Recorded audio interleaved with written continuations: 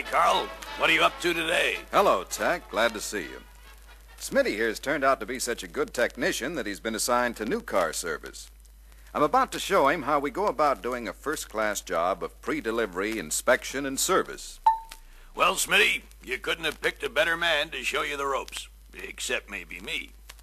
But all kidding aside, Carl knows how important this job is, so pay attention to him. I sure will, Tech. He's already told me what this job means as far as customer satisfaction's concerned. What I said was this, Tech. These 64 models we've been getting are coming through in great shape. You can tell by the way they're put together that the quality control and inspection back at the factory are really paying off in first-class merchandise. But as I told Smitty, while we're mighty pleased with all this improved quality in the product, we're still the last link in the quality chain. So it's up to us to make sure every new car that rolls out of here is in the best possible condition. You see, around this dealership, customer satisfaction is more than a couple of words. It's a way of doing things. And we know from experience that customer satisfaction and loyalty begin the moment the owner takes delivery on a new car. If he's happy with his new car, we stand a better than even chance of keeping him as a steady service customer and a repeat new car buyer later on. But if we give him reason to be unhappy, well, you know the answer to that one. You make it sound like pre-delivery service is the most important job in the department, Carl. It really is, Smitty. And you wouldn't be put on it in this dealership unless you'd shown a lot of know-how. A good new car prep man isn't just a technician. He's an inspector, too. And we report and correct anything we find substandard in a new car. Glad to hear you make use of the product quality report, Carl. And I wish every dealership did. You know, these reports feed back not only to the home office, but to the factory and the engineering division.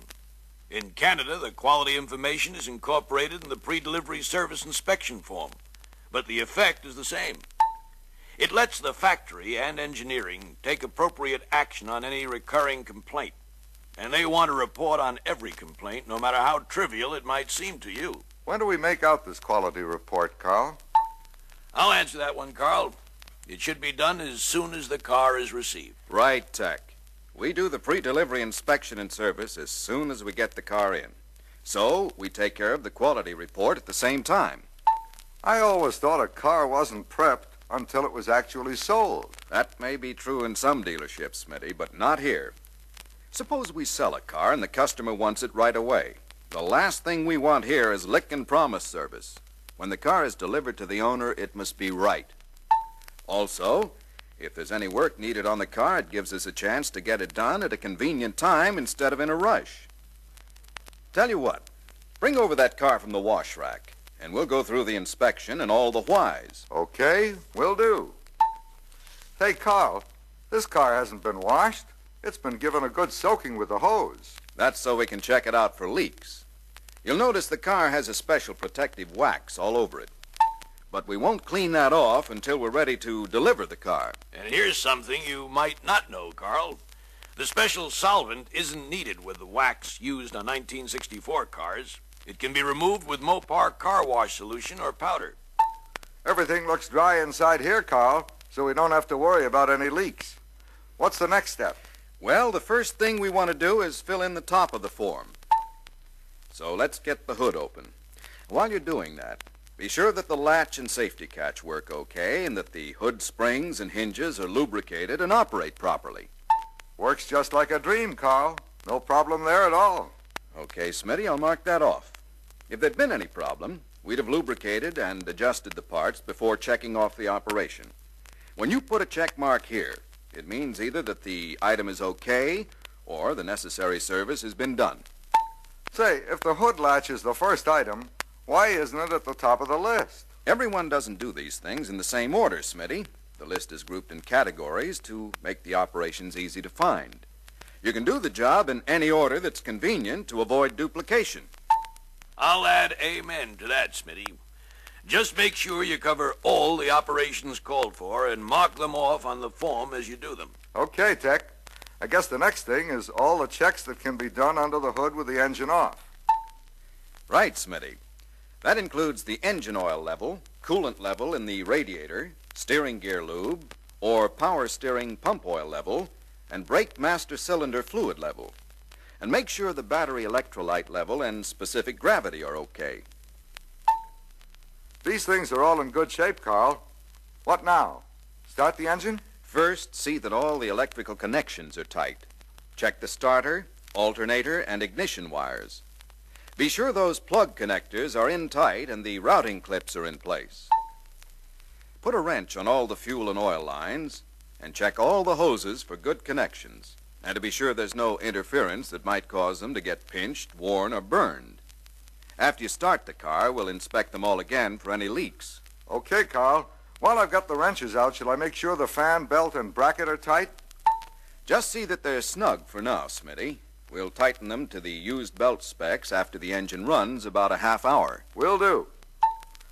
Okay, Carl, that's all set. Shall I start her up now? Right. And make yourself comfortable in there for a few minutes. I'll help you check the lights. Turn on the parking lights, and then the headlights. Good. Now the right turn signal. The left now. Now go through them all again while I see about the rear lights. Good. Put your foot on the brake and shift into reverse to check the stop lights and backup lights. Okay, fine. While you're in there, inspect the glove box door for alignment and latch operation. And get the license plate bracket kit out so we can install it when the car's on the hoist. Check the rear view mirror and sun visors. Also, see that the seat adjuster mechanism operates okay. Run all the windows up and down to be sure they operate and seal properly. Check the vents, too. Look over all the interior trim to be sure everything is in good condition. Then, put the park lock on, and we'll inspect the body while the engine warms up some more. You know, Carl, the appearance of the car is just as important to the customer as the way it runs. You can bet he'll spend a lot of time admiring it and showing it off to his friends and neighbors. Tech's right, Smitty. They're sure to spot it if something doesn't fit perfectly, especially the doors. Well, we've got good alignment all around on this side, so you won't have to do anything here. Now let's see about the striker operation and test the door locks. Make sure they lock from the inside and that the keys work. Now, if everything's okay here, let's go around and see about the luggage compartment before we make the same checks on the other side. What's the check there, Carl? We want to try the latch and the lock. And, of course, the fit of the deck lid and the way it operates are important, too. Be sure there aren't any leaks. Then see that the jack and spare tire are okay and stow them so they won't rattle. And get the seat belts out and install them before we go out on the road test. And for heaven's sakes, put a gauge on that spare tire. The first time someone runs over a nail and then finds his spare low or flat, you'll think an earthquake has hit the place. That's a good tip, Tech. I won't forget it. Shall I put the wheel covers on now? No, leave them until the car's sold. If everything's okay, let's inspect the door operation and alignment on the passenger side. Then we'll put a torque wrench on the wheel stud nuts. Let me slip in a little hint while we're here, Smitty. Whenever you change wheels, be sure you start those stud nuts by hand. If you start them with a power wrench, you're liable to get one cross-threaded, and then the whole drum assembly is shot. There's more information in the reference book about this. Okay, Tech. Do we go back under the hood now, Carl? That we do, Smitty. You can start by checking the torque flight fluid level. But first, let me go around and shift the transmission through all the ranges. In the winter, you'd check the antifreeze now, too. And if this car had air conditioning, you'd make sure that it was protected the year round. Right, Tech. The next thing we're going to do is inspect all the lines and hose connections for leaks. We'll also pressure test the cooling system. And if the car had air conditioning, we'd break out the leak detector and check for any refrigerant leaks. While Smitty's checking for leaks, someone had better give the record a flip. Well, Smitty, I guess the next thing is engine tuning. You can set the distributor point gap, curb idle, and timing now. Be sure you unhook the transmission throttle linkage first and adjust it afterward. You'll find all the tuning specs in the reference book, Smitty, including fast idle and tappet adjustment that you'll do after the road test. Boy, that's really going whole hog. This engine sounds pretty good to me as it is. Well, you know, Smitty, this is just a matter of giving the customer full value for his money. After all, new car prep is included in the price of the car. Yes, that's so. And I can see why the timing, points, and idle have to be right to get the most economical engine operation. But why should you adjust the tappets on this car? They sound okay to me. If one of them is too tight and a valve burns out, you'll have a red face when the car comes back. Okay, Tech. I get the point. When you're through there, Smitty, adjust the belt and bracket according to the service manual, and that will wrap it up under the hood. There we are, Carl. That should about cover our on-floor checks. Do we run it over to the front end, boys, for these items that are left? No, let's do the on-hoist checks first, Smitty. Before the front end height and headlight aiming are checked, we want to be sure the front wheel bearings are adjusted properly and that the front suspension, steering linkage, and rear spring U-bolts are tight. Also, that the tires are inflated properly. I see. Up she goes, then.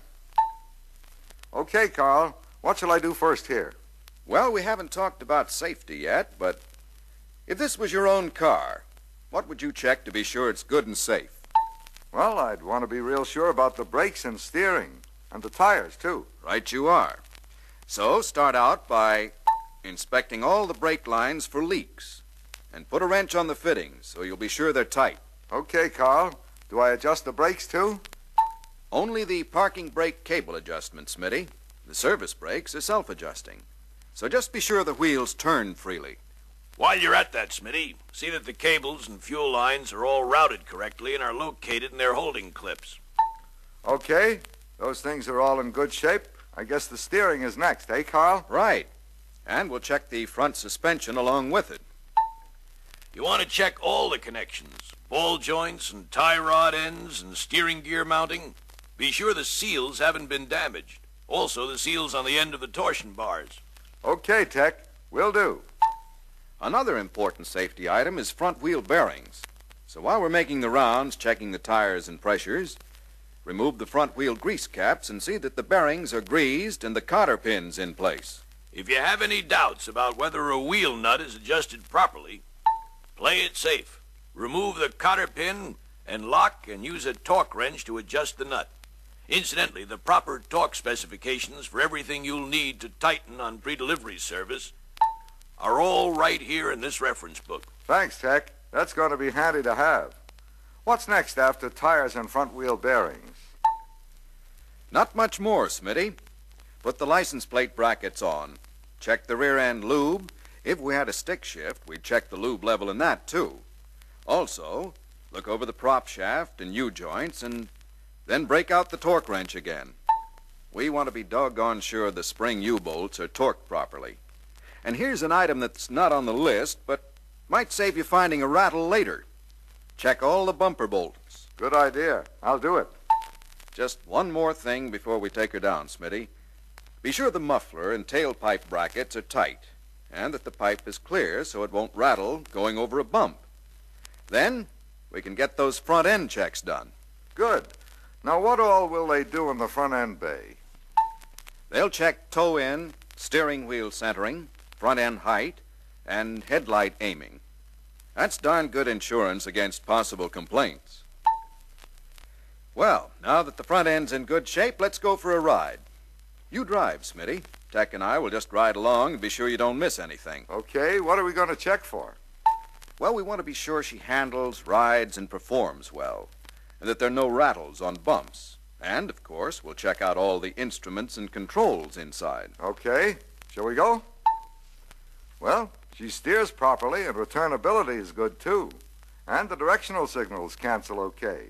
On the next couple of turns, tap the horn rim a few times to see that the horn works in all wheel positions. Turn on the wipers, radio, and heaters so we can check them as we go. I'll set the radio push buttons for you. Next time we stop, we'll adjust the antenna trimmer if necessary. Okay. I guess I should operate these controls in every position to make sure everything's okay. Good enough. Now, while we're stopped here on a grade, try the parking brake and also the parking lock to be sure it holds and releases properly. Then we'll run the torque flight through all the ranges and check for smooth upshifts and downshifts. Well, the shifts are all good and mighty smooth, too. Shall I give the brakes a try? Right, Smitty. They seem to be good, but I always like to be sure they're quiet, and there's no pull when you use them at a higher speed. Nothing wrong with those brakes, Carl. And you can mark off engine performance, too. She runs like a top. Okay, Smitty. That only leaves the washboard ride, then. If there's anything loose, we'll find it out here. And we'll find out if the springs and shocks are doing their job, too. Boy, that's for sure. Well, we've sure given it the works, Carl. But it didn't take as long as I thought it would when I saw the length of that list. I guess that list can scare you, but it doesn't take too long to do a thorough job if you go at it in an organized way. We'll fill out this report now and note the few things we had to correct. That will be mailed out tonight. We'll keep a copy of it with the car along with the service inspection form. Then when the car is sold, we'll add the owner's name and the papers will go into our file. You've done a good job, Smitty. When this car's sold, we'll clean it up, check the gas, battery, radiator, and tire pressure, and put the wheel covers on. When we present it to the new owner, he's really going to be impressed. And I get a lot of mileage out of that presentation, Tech. Together with the salesman, I go over the items on the pre-delivery inspection and explain to the customer that all these things have been inspected and serviced by a trained technician to make his car as nearly perfect as possible. I explain the warranty to him and the certified car care program. And in the owner's manual, I show him where to find answers to any questions he might have about operation or service of his new car.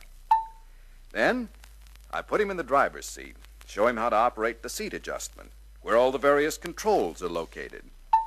I go for a short ride and make sure he understands how to use all the instruments, gauges, and controls.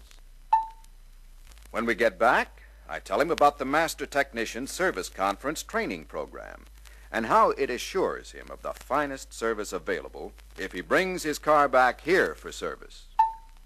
Well, that's about the size of it, Smitty. So hang on to this reference book and keep on doing a thorough first-class job of pre-delivery service.